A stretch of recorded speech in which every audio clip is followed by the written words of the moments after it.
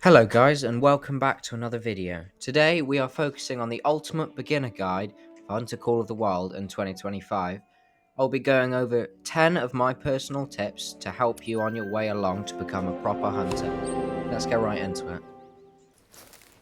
The first tip on the list is always hunt drink zones. Why, you may be asking? It's because they are the easiest out of all the need zones to find, and they are often in open areas, rather than trying to hunt in tight little areas where food zones and rest zones might be. All you have to do to find your drink zones is run around the lakes on the map and the bodies of water at the drink time of your desired animal, and spot with your binoculars, and you should find your zones quite quickly. You can also find your drink zones by walking around the lake and looking for clusters of footprints, and if you click E to interact, you will get a drink zone for an animal. My second tip on the list is don't worry about your money. Just spend it. You'll get plenty of money by playing the game, and by being stingy with your cash, it makes the game less enjoyable. So buy that extra ammo or buy those tents. It'll improve your game and it will make it more fun. Tip number 3 is controversial, as some of you might not be able to do this, but I recommend purchasing the tent DLC, as if you plan to properly get into the game, tents are a necessity, and are required if you want to grind any kind of great one or just set up on zones. So I recommend buying this DLC, I think it costs about £4. My next tip is really quite a basic one.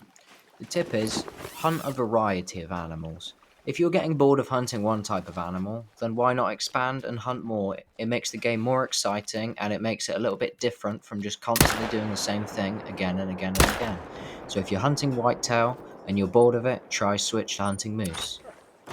My fifth tip to you wonderful people is use hunting structures when hunting zones.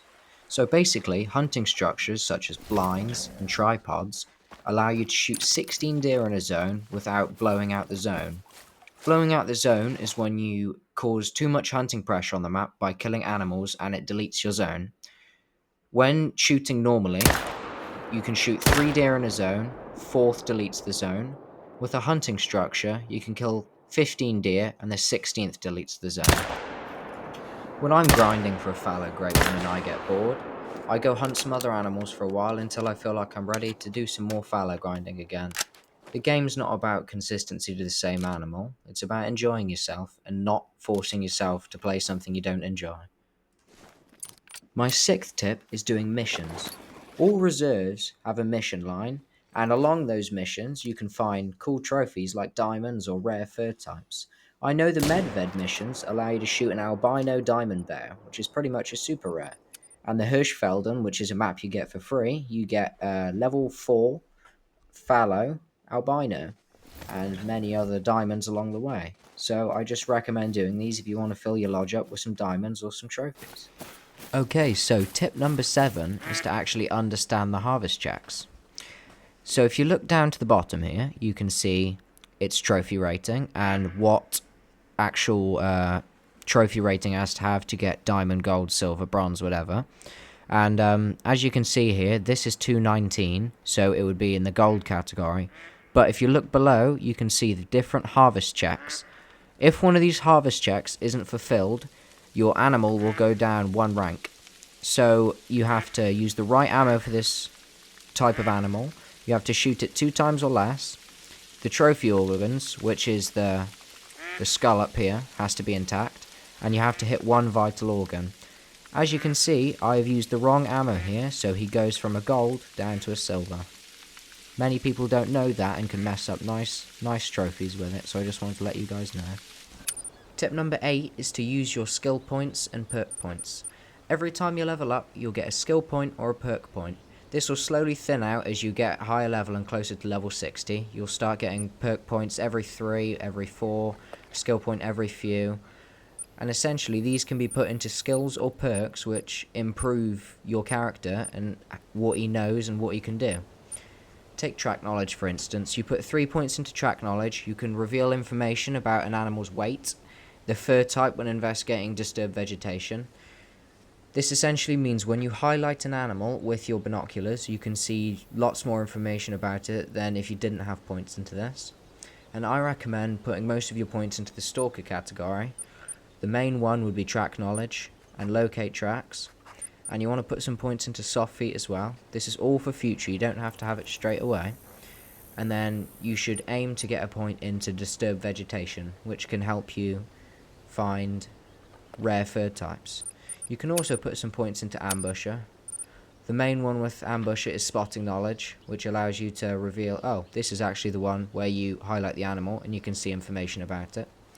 Not too many of these are good. The highlighting one, where you can highlight animals in sight mode, is amazing. I recommend that perk. I wouldn't get up to this one, where you can unlock the ability to add a spotting outline of 3 animals, because it's really hard to keep track of one. And in the perks category, you essentially have the different weapons and the perks you can put into it. So as you can see, in rifles, I have 6 out of 6 perk points in there.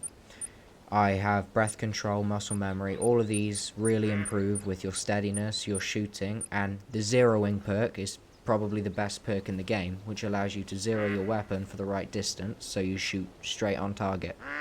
Now you only get a limited amount of skills and perks, so make sure you use them wisely, because it's quite costly to reset them. My second to last tip is called initial spawns.